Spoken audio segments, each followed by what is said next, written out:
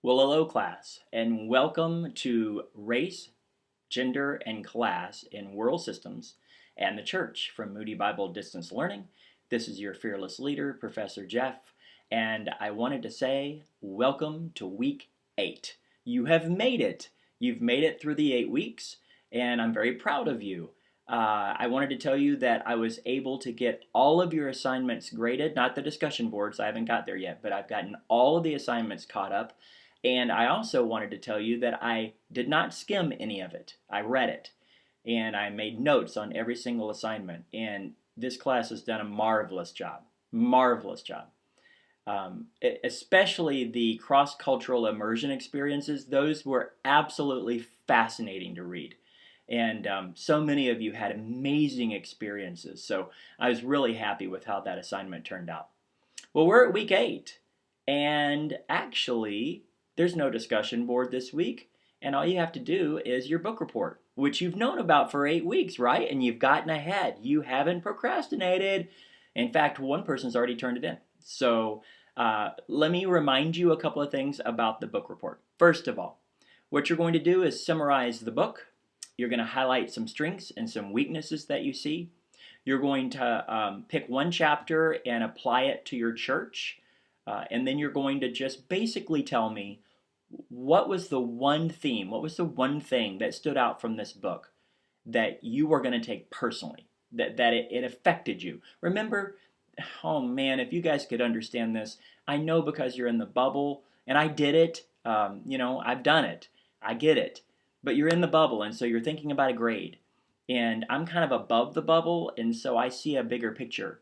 And my prayer for each of you as you go through these classes is that it would be so much more than a grade. That you're not going to remember. I promise you, 25 years from now, you will not remember the grade you made in this class.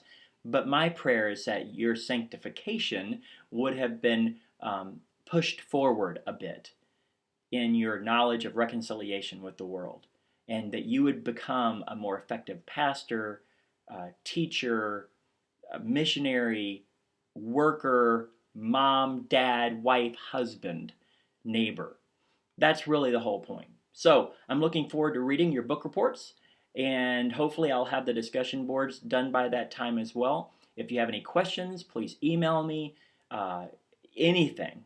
If you have any prayer requests, please let me know, and I will make sure to get back to you as soon as I can. So I asked you last week what your favorite Christmas movie was, and I have a couple. And I guess they're two different genres. White Christmas, I love because I'm a Bing Crosby guy. I like Bing. So I love White Christmas. But I love Elf. I do. I love Elf. Santa! I know him! I love Elf. I love all the Christmas stuff. I wanted to tell you a quick story. When I was in college, I worked retail. And so at Christmas time, I worked like 75 hours in the week. And I hated Christmas. I did.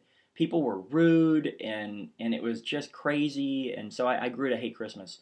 And I'm so glad I'm not there anymore. And of course, at that point, I wasn't a Christian either. And so I love Christmas now.